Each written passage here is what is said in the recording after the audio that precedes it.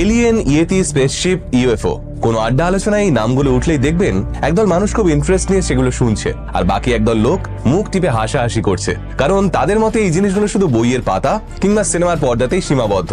কিন্তু আজকের ভিডিওতে আমরা কথা বলবো ভারতবর্ষের এমন একটা অঞ্চলকে নিয়ে যেখানে নাকি এই সবকিছুর অস্তিত্ব একসঙ্গে পাওয়া যায়।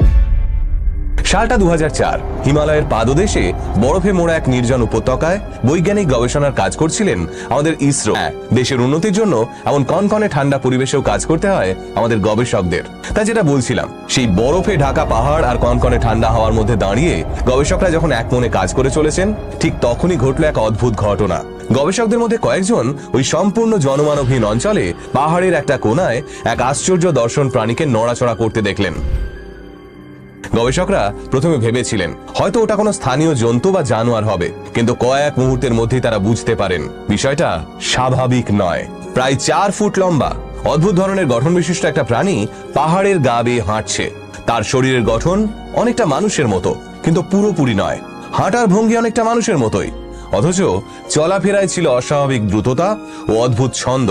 ঘটনাটা এতটাই বিস্ময়কর ছিল যে গবেষকরা সঙ্গে সঙ্গে ক্যামেরা বের করে রেকর্ড করতে শুরু করেন। কয়েক সেকেন্ডের জন্য সেই আশ্চর্য দর্শন প্রাণীটার ভিডিও করা পসিবল হয়, কিন্তু তারপরে ঠিক যেমন হঠাৎ করে সে দেখা দিয়েছিল, তেমনি হঠাৎ করেই সে মিলিয়ে যায় পাহাড়ের আড়ালে। এরপর যত খোঁজই করা হোক, আর কোনো চিহ্ন পাওয়া যায়নি সেই অদ্ভুত প্রাণীটার। এই আশ্চর্য ঘটনার পর বিজ্ঞানীরা আশপাশের স্থানীয় বাসিন্দাদের সঙ্গে কথা বলেন। তাদের মধ্যে কয়েকজন বলেন, এটা ভারতেরও কাজ নয়, চীনেরও কাজ নয়, এটা ওদের কাজ। ওদের মানে এলিয়েনদের। না, এটা কোনো সাধারণ গ্রামবাসীর কল্পনা ছিল না, কারণ ঘটনাটা প্রকাশ্যে শেয়ার করেছিলেন ভারতবর্ষের এক সম্মানিত বিজ্ঞানী নিজেই। আর সব থেকে অদ্ভুত বিষয়টা হলো, এই ঘটনাটা কোনো পশ্চিমের দেশে ঘটেনি, ঘটেছিল হিমালয়ের কোলে লাদাখের সীমান্তবর্তী একটা সেন্সিটিভ এরিয়ায়। আর সেই সেন্সিটিভ এরিয়ার নাম কঙ্কালা পাস, যা আজ অনেকের কাছেই পরিচিত ভারতবর্ষের এরিয়া 51 নামে।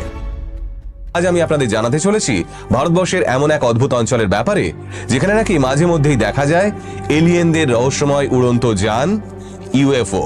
লাদাখের সবচেয়ে বিতর্কিত অঞ্চল আকসাই চীন অংশের অন্তর্গত কঙ্কালা পাস।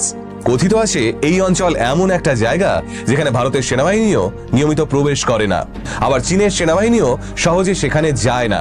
অর্থাৎ এটা কার্যত একটা নো ম্যানস ল্যান্ড। তবে স্থানীয় বাসিন্দারা বলেন এই জায়গাটাই নাকি এলিয়েনদের আস্তানা, ইউএফওর ল্যান্ডিং জোন। এমনকি এটাই নাকি ইয়েতিদের প্রাচীন ঘাঁটি।